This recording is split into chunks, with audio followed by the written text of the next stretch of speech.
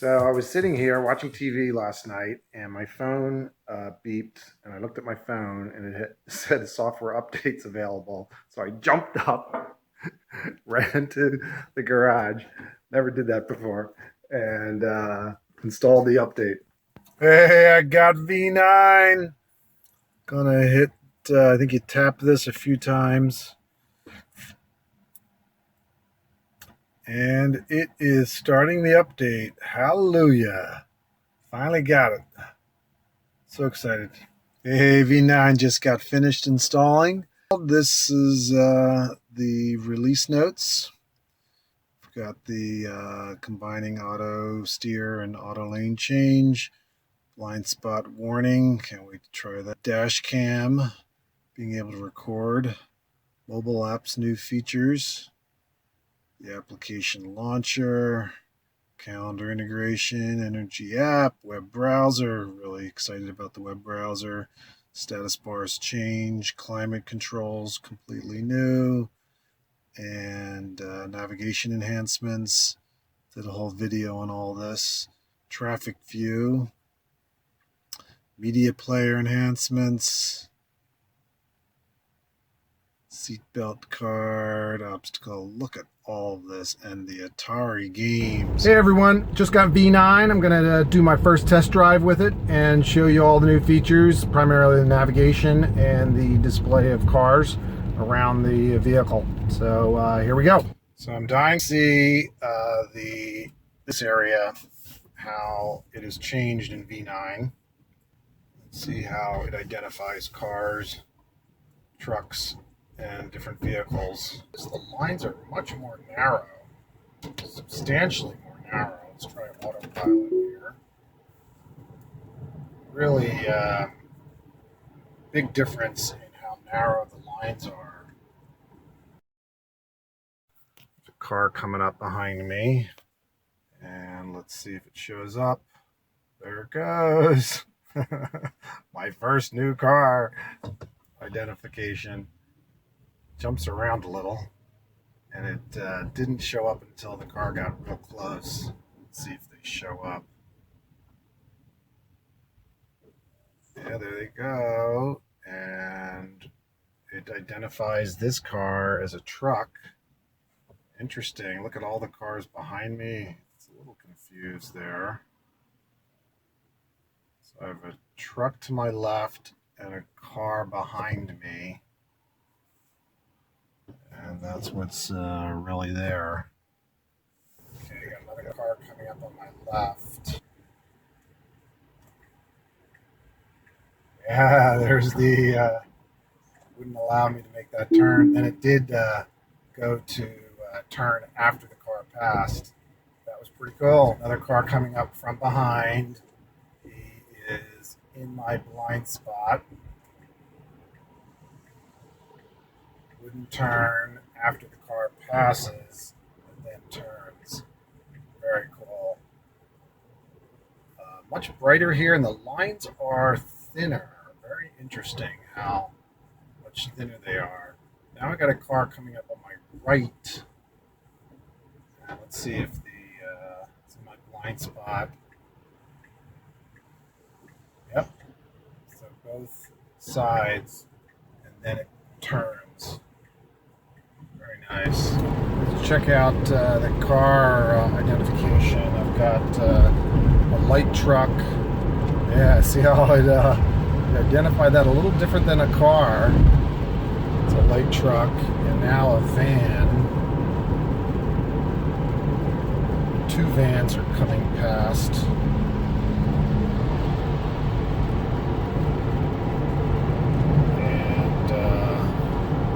Get this car in my blind spot and put on my blinker.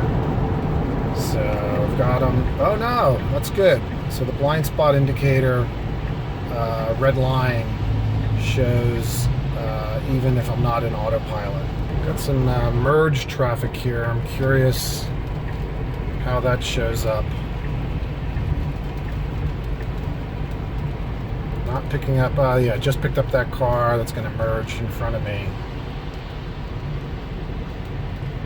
would have liked to have been in autopilot to see how that works, but it's so cool seeing cars all around you. Okay, I've got a truck behind me.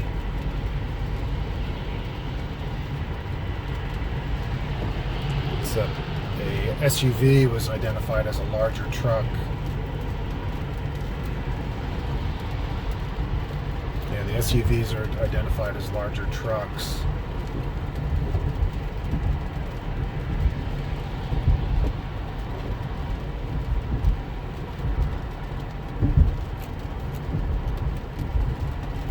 Okay, here comes a truck with a trailer. I'm curious how it shows up.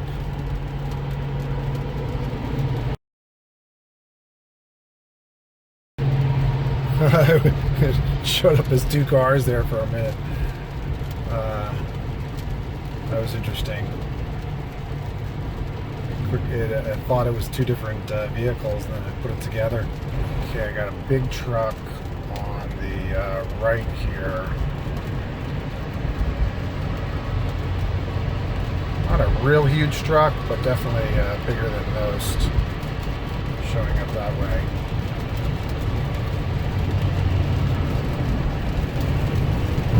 It's really cool when you pass a car, how now it shows it behind you. And then how cars come up from behind you into your dead zone.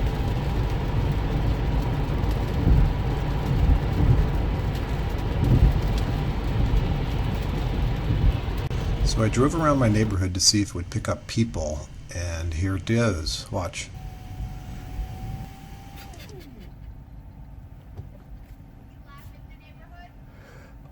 I'm trying.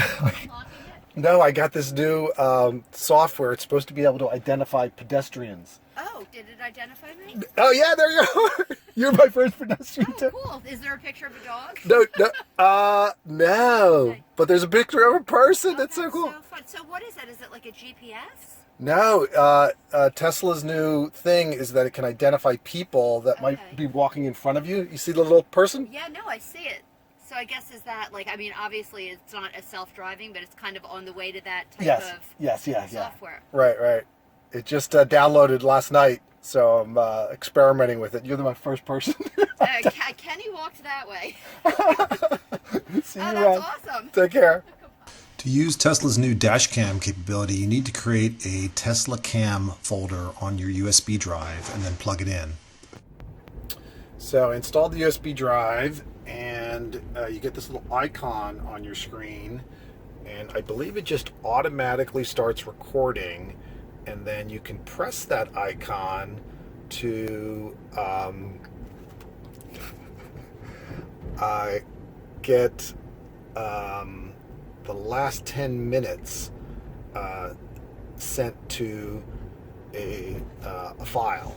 So it records an hour of content, or I guess your last hour of driving, and then if you want to save the last 10 minutes at any time, and I guess you could do that repeatedly, so it doesn't get overwritten, it can archive just by pressing this icon. Notice it goes to a file download checkbox, and then it goes back to recording. So I think when I'm done, I should have this whole little trip videoed just around my block, and then also a piece of it saved to a different file. So this is what appears in the folder after I was done. It created 10 one-minute files. The recent front file would probably be the full video, but I had unplugged and replugged the USB drive in, and it might have erased the full file. So this is the video from the first file. It looks like it starts when you go into reverse or forward. So I don't think it just records if you're sitting still, but I'll check into that, and I'll jump ahead to the fifth file. So here I'm driving down the street, and you can see it's a 3:4 aspect ratio for the image. It's a little dark, and it seems a little slow motion, so I don't know whether it's full speed or not. You can always speed it up if I needed to. And also notice it's very focused forward, so I had a neighbor on the left there that I waved at that it didn't pick up. She was walking down the left side of the street. Here's the same video from my phone. You can see much more wider angle. So this is the new navigation system. If I, for example, say, let's navigate to work. First big difference is the turn-by-turn is on the left-hand side, and then after a few seconds it will collapse to a smaller view, which gives you more real estate. And then you can either drag down, which is a little awkward, drag up. It's sort of hard to grab the drag. Yeah, you can slide this. But what's easier is just to tap the top. So you can tap to collapse, tap to open, and it looks like it shows you your next 2 turns in a minimized view. Gives you a gear to get at all of the navigation settings, which are also available under controls, navigate. Same set of settings are quickly available here with the gear right there.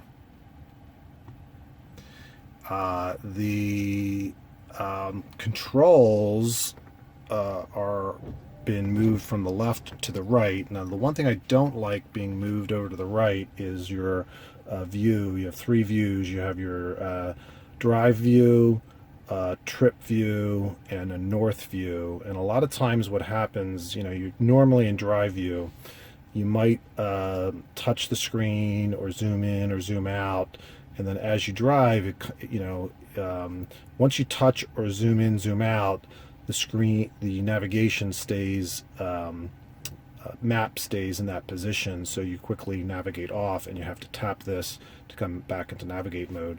That icon used to be over here. Definitely would tap it a fair amount. Now, sort of don't like it. I wish they would try to incorporate it within this subset. Looks like touching here not only collapses and uncollapses this, but it changes your view. This is your typical mode you want to be in, which is your navigate mode. And then if I touch this, it's going to a trip mode. When I come back out, okay, it's going to navigate. So you can get back to navigate by just tapping here twice if you happen to. So if I happen to move this off and I don't have it, I can touch here and touch there to get back into the navigate mode.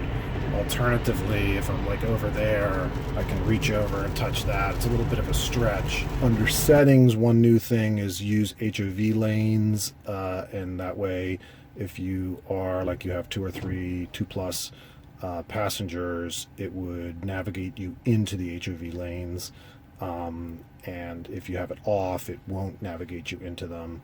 I did notice I had this set previously to 10 minutes, or it reset to 10 minutes after V9 got installed, so you may want to check to see after V9 install if this is set to what you want.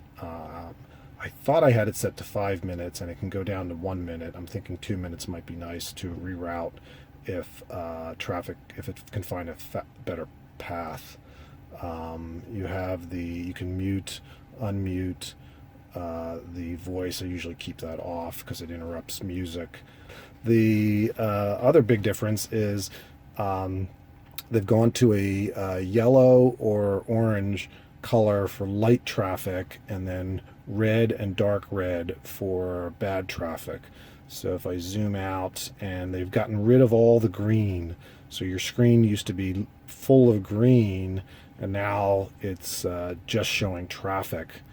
And I think if I go to some place with some bad traffic, you'll see the 3 shades. New York definitely will have it. So you have the dark red and red, and then orange or yellow for light traffic. So you now have 3 shades of traffic level instead of just it used to be red and dark red. So that's what's new in navigation. It's pretty cool. The whole navigation. Oh, exit sign. So I'm gonna go on a road and see if we get some exit information here. Yeah. So here's my first exit South 1 sign that showed up. And we'll probably see that in a minute. And here's the South 1 sign, matching the South 1 sign there on the turn-by-turn. New exit symbol, 276. The status line across the top has changed. They've moved the time and temperature to the left, and then your seat or profile information, your garage door opener, Wi-Fi, and Bluetooth signals to the right. I might have liked, because I do use the profile and sometimes the garage door, at least the profile. I might have liked the profile over here. It's going to be a little, a minor reach for those. Definitely don't mind the 2 signal indicators to the far right. And then unlocks here. So the status line information has changed. Let's take a look at the app launcher. It's down here. Pops up calendar, energy, web, camera, charging, and call. So this is your calendar. It syncs with your phone. I think there's a control setting somewhere to enable the synchronization of the calendar. Wonder what this... Calendar not updating. Interesting. Look at that. Keep the mobile app running. So it's sort of like a help. Show calendar upon entry in the morning, never. That's nice. So it looks like in the morning it'll show my calendar when I get in the car.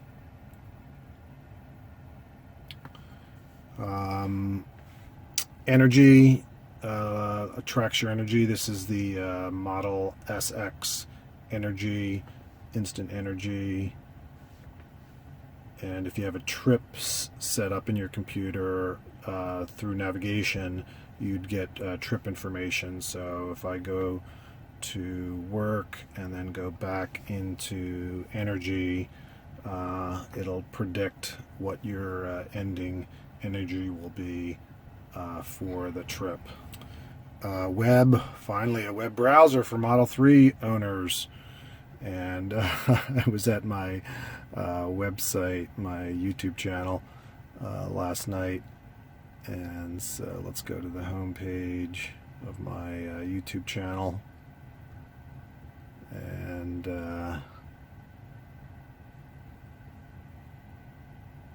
you can add favorites. So let's add that as a favorite. Next Tesla Life, add to favorites, and then let's go to Tesla as another favorite. Could have .com, but it'll do the Google. It looks like it's set up for Google search.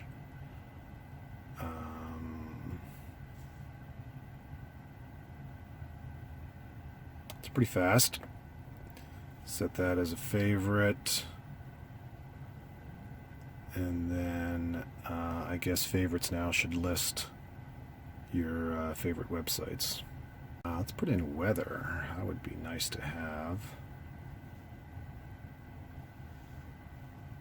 .com. I like weather.com. Add that as a favorite. Probably don't, yep. So you don't need to put in.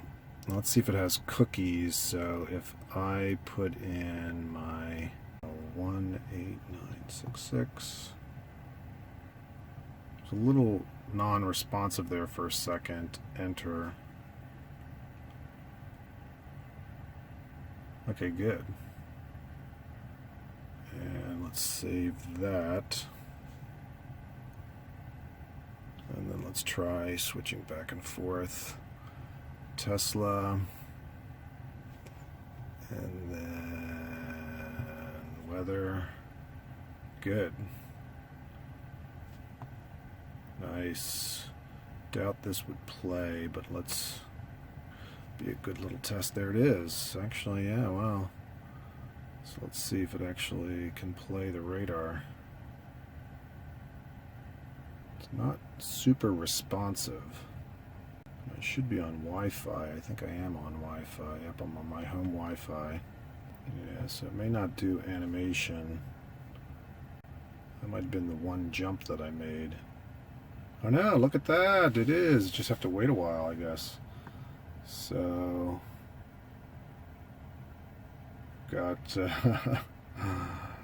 radar working, or weather radar. Very nice. Yeah, it's just not super responsive. Let's see if I can get to Gmail.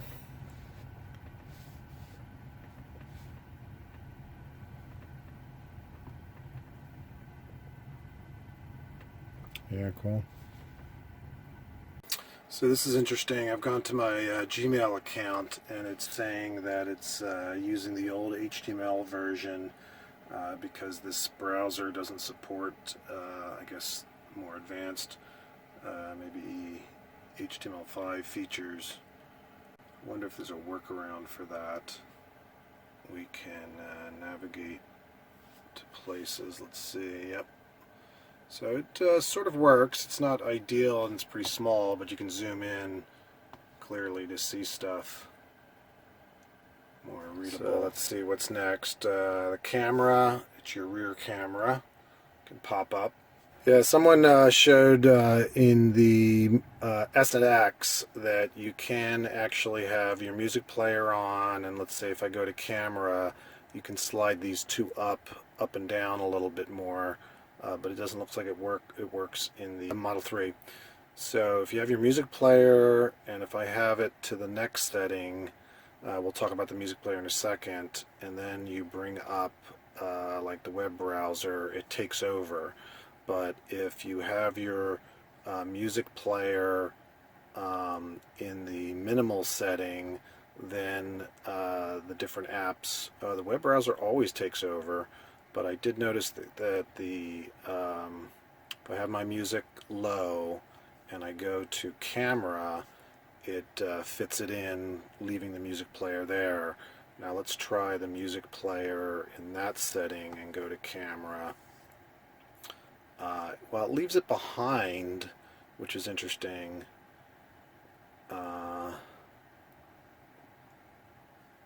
So it does still leave it behind there. But if I have it in the low setting, I have to touch it a few times and then go to camera. By the way, I think if you just swipe up, you get the last app. I wonder if I can still, no, as soon as you touch. So it's just showing the music player behind you when you go to different apps. So that was camera. Charging is pretty normal. It used to be a bolt up across the top, I believe.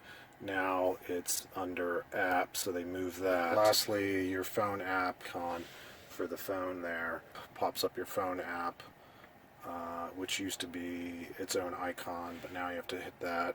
Now, once you've selected an app, let's say web browser, and then you go to do something else, and you're navigating around, what you can do is instead of double clicking, you can just swipe up to bring up the last app that you had on. I'm wondering if you can double tap. No, it's not a double tap, so it's just a swipe up to reselect the last app that you had selected. So if I happen to select charging and then I do something, I can swipe up to go back to charging the last app that I have. Okay, next the media player. So this is the small view, which looks like it's a little different for the favorite selection here. And then that's the new medium view, and that's changed a lot. You used to have two little clicks here for recent or favorites. Now they've combined the two, and you slide over to see your recent and then your for favorite. I would like to have my favorites on this side, I think, and then the recent over there, because I usually just toggle between my favorites. Although you can use, let me turn on the light here, you can use this left and right to switch between your favorites, which I use a lot. Another big difference is your input sources used to be, I think, a selection in here. Now you have your input sources all there with the search. They're always available on the bottom. They're not available on the small screen, but they are available on the mid screen and the full screen. So I installed my USB drive, and my USB music pops up. I think this is pretty similar. You can look at it by artists, albums, genre, or folders. Now, what I found out by reading is that once you create the Tesla Cam folder with just Tesla Cam, you can't access your USB music. I guess maybe they don't want to use the cam and music at the same time, perhaps. So if you have a USB drive with Tesla Cam and your music on the same USB drive, you won't be able to access your music. But if you rename your Tesla Cam folder, then you can access your music. So I guess you either need two USB drives, one for music, one for cam, or maybe they'll fix that. But that was something I just found out. And you have radio. There is a direct tune feature, but I think we've had that in the Model 3. Streaming, phone, of course, if you have music on your phone, tune in, USB, and then your search. This is the full screen. I don't think that's changed too much. Your search results also, if you do a search for, let's say, rock, don't think that's changed too much. Same sections, or you can scroll to see all the sections. So you can either just look at the search for that within that subset, or the full search. I guess top results, and then it organizes it by section. So I don't believe that's changed too much. But the input selection is here different, and you can also like drag these if you want. I just sort of normally just touch. And let's play some music.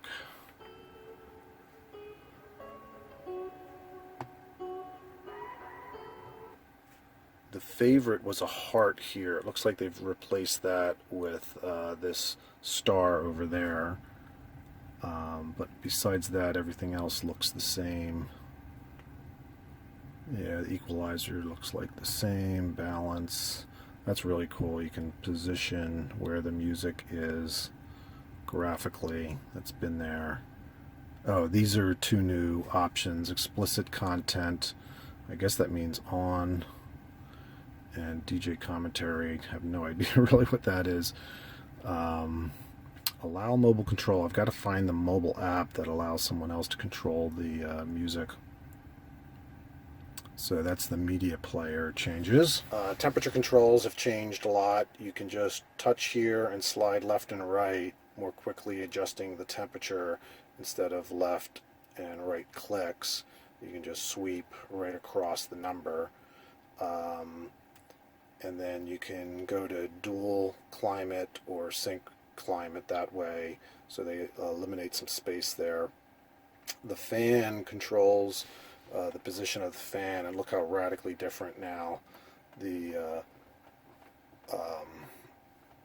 position. I usually keep it up over there, and then I bring it to my face a lot when I want to get cooled off, and the other person can also adjust the fan.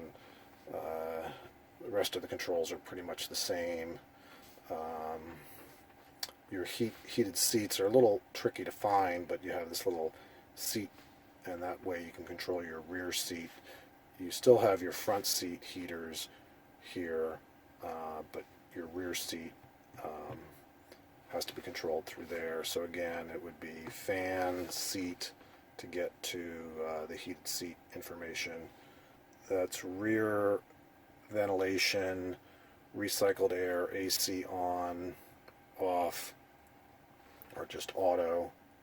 So another nice new feature is you can go to your mobile app and share navigation information. So I looked up this country club and then went share and selected Tesla, and then it says it's sending that to your Tesla. So right after I shared it on my phone, this happened on the screen. It navigated to it, and then it does the normal navigation. Also notice that it shows up as your last search. So I'll use that a lot because I'll look something up while I'm in my house on my phone, and then it's just going to be convenient to say share it, and then when I get in the car it'll all be there. So controls have changed, and basically what they've done is there used to be a little gear in the top right on a lot of these pages that would have hidden things that you can control. Quick Controls doesn't have anything other than that, so that probably hasn't changed at all. But lights, yeah, so I bet you those settings were under a gear before, but now you just scroll up to see them. Locks also, I bet you some of these switches here were under a gear. Display, those might have been under a gear. Drive, doesn't look like it's changed. Autopilot, they've combined auto steer, auto lane change into just auto steer. So that's not much of a big difference. This is my offset. And navigation is just accessible either through the navigation app or through here. And the one new thing is to use HOV lanes, which we talked about already. These are all been there. The drive by nav is not currently part of V9, so it's going to come out later. And then safety has these additional settings. So I don't think there's any new settings here. It's just showing you that you have access to them through a scroll. Service, nothing new. Glove box. So the controls really just have given you access without having things hidden under the gear. A few new settings. So they've enhanced the supercharging information. So in normal display, it does always identify where the superchargers are, and then if you press this icon down here, you get more detail about the superchargers, distance, and then a little battery, which I believe is, you know what, I'll have to read what that is. And then if you press one, you get some information about the supercharging station, how many stalls are available, and what max charging capability it has. Also price information, which is great, idle fees, and what's near it.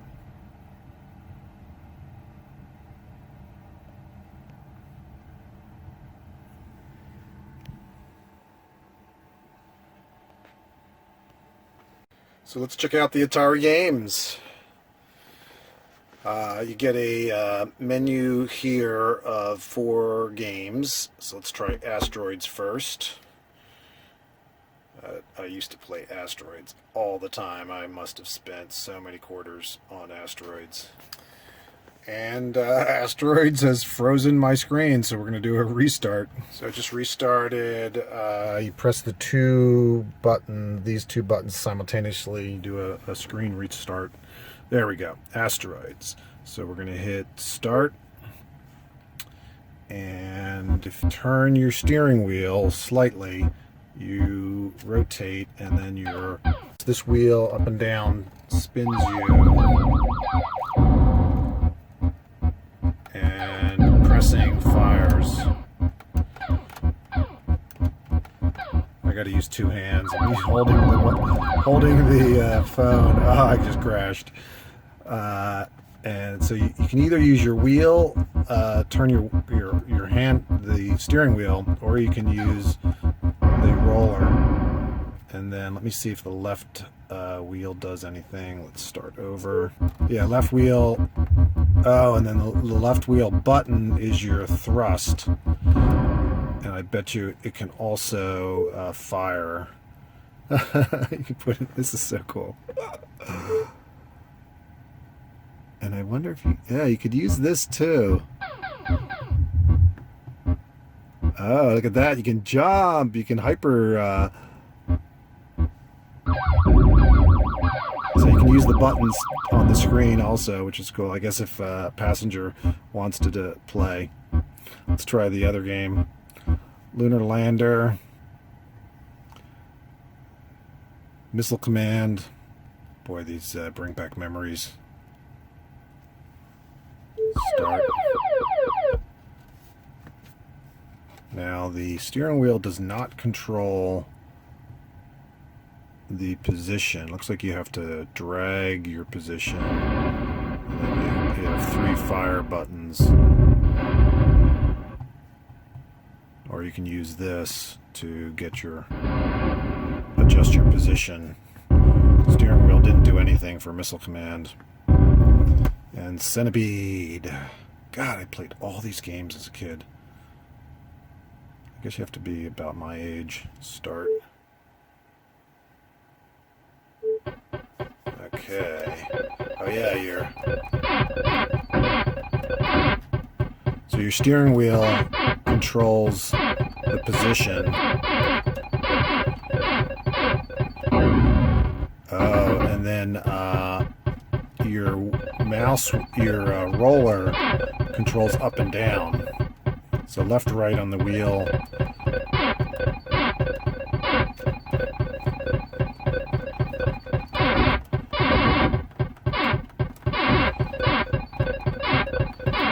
I'm not doing too good because I'm trying to hold the phone. And then if you press full, you get this message. So you triple tap on the screen to come out of full. Oh, wow. Whoops. This is pretty cool. Full screen.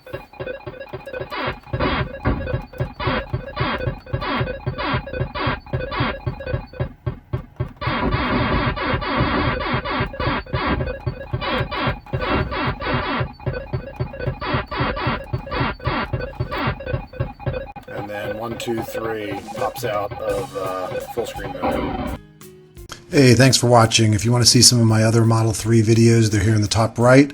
And I just created a new channel, Nick's Pickleball Life, for my pickleball adventures. Check it out. If you're interested in purchasing a Tesla, you can use my referral code and get unlimited free supercharging. And please don't forget to subscribe. Thanks, everyone. Bye-bye.